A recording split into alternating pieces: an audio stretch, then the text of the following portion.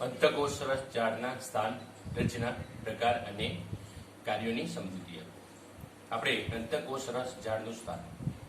સુકોષ કેન્દ્રીય કોષના સમગ્ર કોષરસના વિસ્તારમાં સમકેન્દ્રિત રીતે પથરાયેલી પટલમય રચના છે અંતઃકોષરસ ઝાડ. સમગ્ર કોષરસના અહીંયા આકૃતિમાં દર્શાવ્યું છે. અહીંયા અંતઃકોષરસ ઝાડ અહીંયા આપણે વાદળી કલરની દર્શાવેલી છે. એની રચનાની આપણે વાત કરીએ તે લોબી, નલિકામય કે ગોળાકાર. અહીં આપણે દેખાય છે કોથળી જેવી પુટિકાઓ જેવી રચનાઓની બનેલી આવૃત જાળીમય સ્વરૂપ ધરાવે છે. અહીંયા આકૃતિમાં આપણે વારાફરતી એને આપણે બતાવીએ છીએ લાઈટ કરીને. એ અંતઃકોષરસ ઝાડ છે. તો યાદ રાખો વિદ્યાર્થી મિત્રો, તે લોબી, નલિકામય, ગોળાકાર આપણને દેખાય છે અહીંયા આકૃતિમાં. કોથળી જેવી પુટિકાઓની રચનાઓની બનેલી આવૃત જાળીમય સ્વરૂપ ધરાવે છે. હવે જે અંતઃકોષરસ ઝાડની પટલીય સંરચના કોષરસ પટલની સંરચનાને સમાન સ્વરૂપે હોય છે. કોષરસ પટલ જેમ કોષરસની બહાર કોષરસનું જે રક્ષણ કરતું હતું એ જ પ્રમાણે અંતઃકોષરસ ઝાડની પટલીય સંરચના જે છે એ કોષરસ પટલની સંરચનાને સમાન સ્વરૂપે હોય છે. વિભિન્ન કોષોમાં અંતઃકોષરસ ઝાડની રચનામાં વિવિધતા તંત્રમય રચનાનું નિર્માણ કરે છે. તો જો જુદા જુદા કોષોમાં અંતઃકોષરસ ઝાડની રચનામાં વિવિધતા જે છે કરે છે.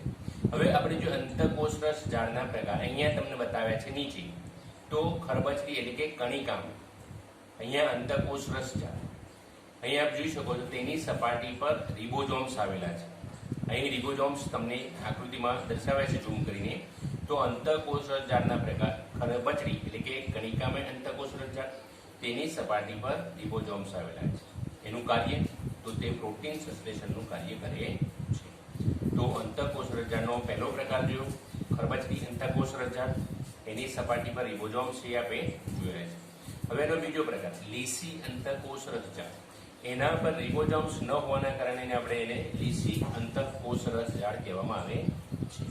અહીં આપણને લીસી અંતઃકોષરસ ઝાડ દર્શાવેલી છે. તેની સપાટી પર રિબોઝોમ્સ હોતા નથી.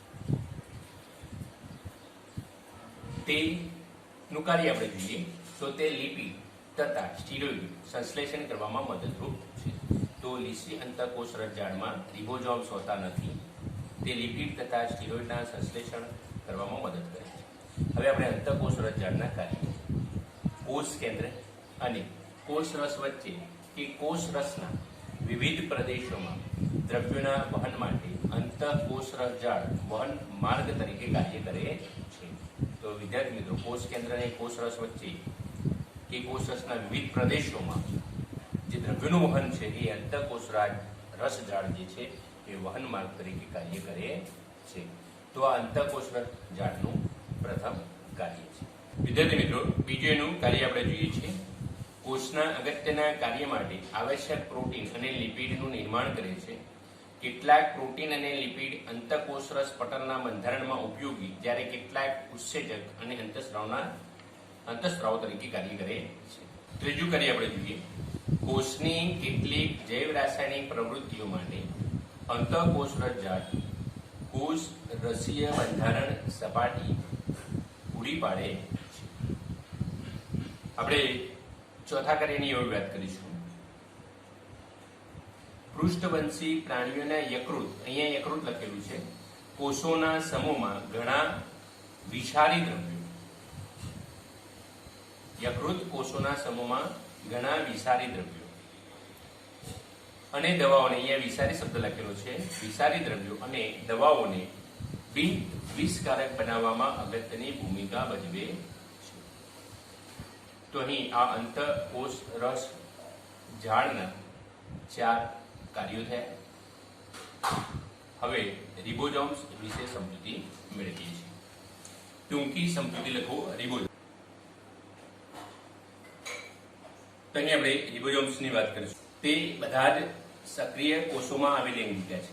રિબોઝોમ્સ બધા જ કોષોમાં જે સક્રિય છે તે બધા સક્રિય કોષોમાં આવેલી અંગિકા છે. તે આદિકોષ કેન્દ્રી કોષ અને સુકોષ કેન્દ્રી કોષમાં બંનેમાં જોવા મળતી અંગિકાઓ છે. આપણે બંનેના તફાવત વિશે અગાઉ વાત કરેલી છે. રિબોઝોમ્સ પટલવિહીન અંગિકા છે. જો ખાલી જગ્યામાં પૂછાય ખાલી જગ્યા પટલવિહીન અંગિકા છે તો રિબોઝોમ્સ પટલવિહીન અંગિકા છે. સુકોષ કેન્દ્રી કોષના કોષરસમાં કણિકામય અંતઃકોષરસ ઝાડની સપાટી પર હરિતકણમાં કણાભસૂત્રમાં જોવા મળે છે. યાદ રાખજો, સુકોષ કેન્દ્રી કોષમાં રિબોઝોમ્સ કણિકામય અંતઃકોષરસ ઝાડની સપાટી પર હરિતકણમાં અને કણાભસૂત્રમાં જોવા મળે છે. તો અહીં આ રિબોઝોમ્સ કયો જોવા મળે છે એમાં સુકોષ કેન્દ્રી કોષની આપણે વાત કરીએ છીએ. કણિકામય અંતઃકોષરસ ઝાડની સપાટી પર આપણે વાત કરી કણિકામય અંતઃકોષરસ ઝાડની હરિતકણ અને કણાભસૂત્ર. તે કોષમાં પ્રોટીન સંશ્લેષણ માટેનું સ્થાન છે. રિબોઝોમ શું છે કોષમાં? તો તે કોષમાં પ્રોટીન સંશ્લેષણ માટેનું સ્થાન છે. આપણે અંતઃકોષરસ ઝાડમાં એના કાર્ય માટેનો કાર્યની વાત કરીએ વખતે વાત કરી. હવે પટલનું જૈવ સંશ્લેષણ વાત કરીએ તો કણિકામય અંતઃકોષરસ ઝાડ દ્વારા સંશ્લેષણ કરાતા કેટલાક પ્રોટીન અને લીસી અંતઃકોષરસ ઝાડ દ્વારા નિર્માણ પામતા લિપિડ કોષ રસ પટલના બંધારણમાં મદદરૂપ છે. આ ખાસ યાદ રાખજો. કણિકામય અંતઃકોષરસ ઝાડ એ પ્રોટીનનું સંશ્લેષણ કરતી હતી અને લીસી એ લિપિડનું. તો એ બંને કોષ રસ પટલના બંધારણમાં મદદરૂપ છે. આપણે એની અંતઃકોષરસ ઝાડમાં આપણે વાત કરી હતી આ સંશ્લેષણની. તો એ પ્રોટીન અને લિપિડ કોષ રસ પટલના બંધારણમાં મદદરૂપ છે અને આ ક્રિયા પટલના જૈવ સંશ્લેષણ તરીકે ઓળખાય છે. તો અહીં પટલનું જૈવ સંશ્લેષણ ટૂંકનો પૂછાય તો આપણને આવડે. હવે ગોલ્ગી પ્રસાધન. વિદ્યાર્થી મિત્રો, અહીંયા ગોલ્ગી નામ કેવી રીતે પડે? તો અહીં આપણે વાત કરીએ ગોલ્ગી પ્રસાધન. તો કેમિલો ગોલ્ગી વૈજ્ઞાનિકે ગોલ્ગી પ્રસાધનનું સંશોધન અને સુવ્યવસ્થિત વર્ણન. સંશોધન કોણે કર્યું? તો કેમિલો ગોલ્ગી વૈજ્ઞાનિકે ગોલ્ગી પ્રસાધનનું સંશોધન અને સુવ્યવસ્થિત વર્ણન કર્યું. એટલા માટે એને કેમિલો ગોલ્ગીના નામ ઉપરથી ગોલ્ગી પ્રસાધન કહે છે. એનું સ્થાન તો પ્રાણી કોષોમાં અને વનસ્પતિ કોષોમાં બંનેમાં એનું સ્થાન છે. અહીં આકૃતિમાં તમે જોઈ શકો છો એની રચના. તો તેની રચનામાં એકબીજાને સમાંતર થપ્પીઓમાં ગોઠવાયેલી પુટિકાઓ આવેલી હોય છે. જો અહીંયા થપ્પી સ્વરૂપે ગોઠવાયેલી પુટિકાઓ આવેલી હોય છે અને આવી પુટિકાઓને સિસ્ટરની કહે છે. તો સિસ્ટરની વ્યાખ્યા તમને આવડી જોઈએ. આ રીતે તે પટલ દ્વારા આવૃત તંત્રની બનેલી રચના છે. આ શું છે? પટલ દ્વારા આવૃત તંત્રની રચના છે. ગોલ્ગી પ્રસાધનના પટલો કેટલીક વખત અંતઃકોષરસ ઝાડના પટલ સાથે જોડાયેલી હોય છે. ગોલ્ગી પ્રસાધનના પટલો કેટલીક વખત અંતઃકોષરસ ઝાડના પટલ સાથે જોડાયેલી હોય છે. તેથી તે અન્ય જટિલ કોષીય પટલ તંત્રનો ભાગ બનાવે છે.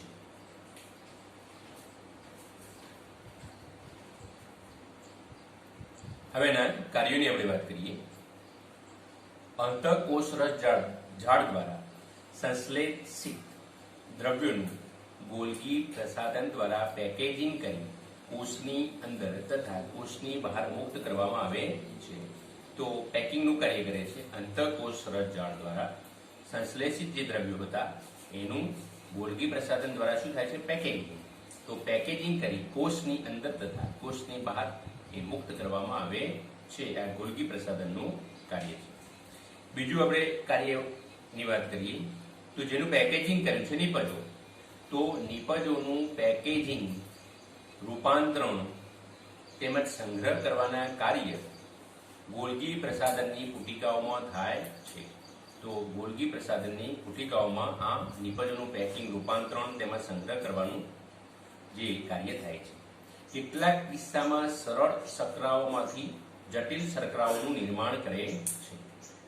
તે લાઇસોઝોમ અંગિકાના નિર્માણ સાથે સંકળાયેલ છે. યાદ રાખજો, ગોલ્ગી પ્રસાધન એ લાઇસોઝોમ્સ અંગિકાના નિર્માણ સાથે સંકળાયેલી છે. આ એક વાક્યના પ્રશ્નમાં અથવા તો ખાલી જગ્યામાં એ કામ લાગશે, એટલે આ યાદ રાખજો.